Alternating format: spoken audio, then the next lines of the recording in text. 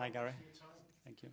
I'm afraid injury news to start with. I think the score I need to ask about. Thomas Partey. If I do them one at a time or all together? You can do it together. Okay. Thomas Partey, Mikel who obviously missed the game, and Ricardo and Gabriel who came off. Yeah. So we're going to have a meeting this afternoon. Obviously, we have done a training session. We have monitor and keep a few away from certain activities. And after that meeting, I would decide which one is fit and available and who starts. Because Gabriel's been on social media saying to the fans, "See you Wednesday." I know they all want to play. Yes. But we don't want to read too much into that. No. The FA Cup draw. Before we talk about United tomorrow night, United again. Some teams. That's about draws that you can get anybody. So we play at home. It's going to be a big match again, and it's a little bit the story of the last few seasons that in the third or fourth round we are playing already big opponents. But if you want to do what we've done historically at this club, at the end you have to beat the big teams to win it. I think they've been warming the balls again because it's City, Salford, Liverpool, Accrington, Stanley, Chelsea, Morecambe, Tottenham, Tamworth. There's a bit of ball warming going on. Is what it is. We accept it. And this is nice, of course, before then, a little sample of that game in January. And Ruben Amorim, Yeah. and a nice result, home at the weekend. What do you expect from him and this United side? Well, obviously you can see his fingerprints in what he wants to do straight away. I think he's been very clear. He's been very successful. What he's done with the Sporting is remarkable after so many years. What we achieved there, especially in the way he did it and the way his teams have been playing. So yeah, it brings energy to a new club, to the players, new ideas, and that's always something positive. But we have to focus on what we have to do. Revenge for the Europa League quarterfinal? No revenge. In football, it's about another opportunity, and whether you have beat them or lose against any opponent at the end is another game. It's going to be very different to the past. We learned that. We played against the Sporting a few days ago, and it was very different to last 2 years ago, and that has no meaning. A bit of a blip last December in terms of results, and you've had maybe a little blip, didn't you, end of October, beginning of November. After that blip in December, you went away, came back, and had a tremendous end of the season. Have you got your blip out of the way early this season? Well, we hope that we have. Obviously, the schedule and certain circumstances that we had, we have to adapt to that. We still competed really well, but we didn't have the results consistently that we wanted. We're in a good run. We have good momentum again now, and we have a big, beautiful match tomorrow night. Just a couple of questions about Jorginho, who's given an interview saying that Bukayo Saka, he carries on the way he is with a tweak here and there, will be a Ballon d'Or competitor, a potential winner one day. Well, they train with him every day. They're in the dressing room with them. So for a player, for a teammate to have these kind of words, it's always really positive. That shows you how much they believe in him and the potential that they see in him. Do you know what they call him? A new nickname they've got for him around the training ground, which Jorginho revealed? To be. A pseudo. Apparently that's Portuguese Brazilian for big feet. Ah, okay. Yeah, I heard that a few times, but to be fair, B's got a few, so yeah. That's the Brazilian group, I think, yeah. Okay, Thank you. We'll go to Niv from the Premier League. Hi. In the last week, 13 goals in all competitions in three games home and away. You've been outstanding, and you got this result despite again missing key players. What do you think led to those performances, the results? Well, that everybody feels important, and we've been in this situation almost from the start of the season, and we always talk about the squad, the importance of everybody feeling important and the quality that we have within that, and we're going to have to continue to adapt to that because with the schedule that we have every 3 days, games till March, is going to happen. So very pleased that the team reacts, the team plays in the way that it's been playing, and to win the games that we have done in a really convincing way is always very positive. I must ask you about Malcolm Odegaard, and can you recall working with a player like him at City as well back in the days? That was out for nearly a couple of months and came back and looked so sharp. I don't know. I would have to think about it, but honestly, it doesn't surprise me because the way he looks after himself, the way he was talking, the way he trained, the way he looked a week or two before he already joined the team, it was really sharp. And then obviously, the team has a huge confidence and trust on him, so that has a big impact as well on how much they rely on him. Ruben Amorim, you recently joined Man United in his late 30s. 5 years ago, you joined the Arsenal in your late 30s. I'm not going to ask you about what's the best advice you can give Ruben, but from your own perspective, what have you learned as a young manager in this league for this journey? How unpredictable this job is, because I jump into a new job in the middle of the season in very special circumstances, socially, especially at the football club, and then we go hit by COVID. So you can plan whatever you want, but at the end, football takes you in a direction that you can never imagine, and you have to deal with things to that. So take it as it comes, face it, and go for it. Josh? Tomorrow will be the 500th game at Emirates Stadium for the men's team. You played in 75 of those, you've managed 120 so far. What have been your personal highlights? Well, the first one, my debut probably against Swansea, and just realizing how beautiful it is to play for this football club in such a beautiful stadium. And then as well a little bit the transformation in atmosphere and how incredible we all feel about playing at home in front of our crowd and the energy that they provide, which is something that I think is exceptional. How different do you think it is from when you were playing to now?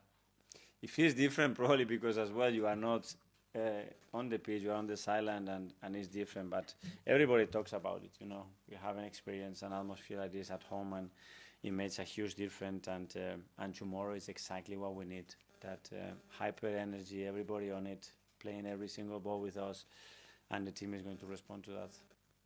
Simon? Okay, can I just ask you on Bukayo? I think it's only Salah who's been involved in more Premier League goals this season. Have you noticed a shift in his output in terms of goals and assists, and what do you think that's down to this season? Yeah, in terms of the numbers, yes, but we always see a shift on Bukayo every single year. He's providing something else. He's adding things to his game. He's more and more consistent. And as you mentioned now, obviously, his number in terms of impact in goals and assists is incredible at this stage of the season. He can only improve. He can only get better. He's got the right players around him as well to continue to do so, and especially because he wants more. He spoke about when he grew up, he idolised Cristiano Ronaldo. Do you think those sort of numbers that Ronaldo produced are obviously quite remarkable? You know, Bukayo should look to try and reach those sort of To look is always good, you know, and probably the way Cristiano started his career and when he joined Manchester United, nobody probably expected in the first few seasons to be able to do that. But again, it was about his mentality, his work ethic, how he developed his skill, his chemistry with his team. And yeah, to play in a team that has the capacity as well to be dominant is very, very important. So I think B has got that context and is aiming for that. I think it's a positive thing. James, Arteta? Hi, Mikel. Hi. I just want to ask you about Jorginho, because in the first part of the season, it felt like he didn't have that many opportunities in the Premier League anyway, but he's come in the last few games, played against Forest and West Ham, made a really important contribution. How impressed have you been with his ability to step in and make a difference immediately? That's his quality. I think I always mention that his biggest quality is the capacity that he has to make the others better. And last season it was the same. At the start there are less games, you don't play that many midweeks, and he had less time to play. I always told him, be ready because it's going to come the time that we need it, and it's not going to be any... In 1 week you're going to play. It's going to be you have to play now or you're going to play tomorrow. And the way he prepares his top, so when he needs to play he's always ready. And he spoke this week about doing his coaching badges here at Arsenal. When you see him on the touchline, sometimes it feels like you've got an additional member of staff. Is that his role with the group? That was my feeling when he was already at Napoli. And the first time I scouted him to say, there's a coach here for sure. And yeah, he's got that will. He's been doing the courses now for a period of time with all the players as well. And I'm sure he will prepare and he will be very good. James, ESPN? Hi, Mikel. You mentioned earlier about the transformation of the atmosphere in the Emirates. You said back in January, though, you felt you could make it even more hostile. Do you feel you've done that in the course of this year? Yeah, in certain moments, yeah. But there is still a lot of things that we can do. and we can still improve. And we can do it we as a team as well, you know, to promote that and how we connect with them. It's a lot of things, and we're always discussing about that. Because it's changing, criteria is changing, the age of certain attendance at the Emirates is changing, and we have to continuously evolve to that to get the best possible atmosphere and experience for our supporters. Give us an idea of a couple of things that you could do. Kate is there, she can help you on that one. It's your press though. Yeah, no.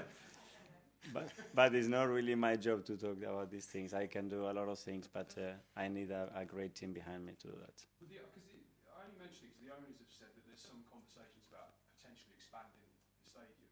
Is that presumably something you'd like to see more fans in? Well, I don't know. Obviously, that's a club vision and a strategy, and the moment that we are ready to do anything like that, I'm sure that the club will announce it. Kaya? Hi. Scored another goal from a set piece at the weekend. It feels like we always ask you about Mikel every single week. So is he on goal? I think we've all made that joke at some point in the individually. Just wanted to know what's he like as a guy though, because we never really hear from him. We hear from you all the time. We never hear from him. He seems very lively on the touchline. I'm wondering, is he like that on the training ground? Is he a bit more reserved, or what's he like? Yeah, very special person. Obviously, someone very, very close to me.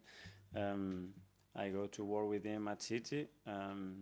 When I thought that there was a big room for improvement in that department, and I contacted him and I suggested to Pep to come and help us. And since then, obviously, we've been extremely close. We share a very clear vision how we want to put everything together. It's just not about open play or set pieces, how everything is connected, aligned, and can work efficiently in our team. And there is a lot of many other people that puts a big effort and thoughts and hours into that. But for sure, he's someone that is very, very important for the team. And you say it's all connected. Back sort of when you were playing, it seemed to be that sort of 15 minutes at the end of every training session was set pieces, and lots of players got quite bored and they didn't like it. I wonder, is that how you do it? Do you mix it up?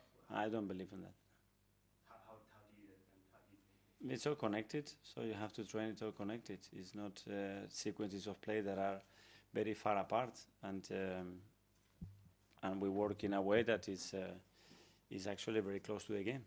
And just to that empower the players so that when they're on the pitch in real game situations, they can then make their own decisions. They can say, look, if West Ham are defending in this way, we can employ this tactic. Yeah, well, it's the defensive part as well, you know, and why you have to defend set pieces. And when you have to defend a set pieces, sometimes it's too late. What actually happened before that to be yourself in that position, or how can you be in the other way in a better position to do that? So that's always something that we are discussing. Okay, finally in the live section, we'll go to Phil from PA. Hi. United are 15 points off the top, but only 6 points behind you guys in second place. Do you think that somehow that they'd be able to, put themselves in a title mix, or is top four should be their ambition this year? Sorry. United, do you think that they can somehow you get took. the title mix, or do you think top four should be their ambition? I don't know. We're still very early in the season. I mean, any team that is got the capacity to put 5-6 wins in a row is going to be up there, because it's so tough, and you see every week how all the teams are struggling to maintain winning. So I think anything is possible. In terms of City, obviously they lost again on Sunday. Is this the most vulnerable you've seen since you've been in charge here? Again, if there is a team that has the capacity to turn this around and start to win, don't rule them out, because you know how much quality and the coach that they have.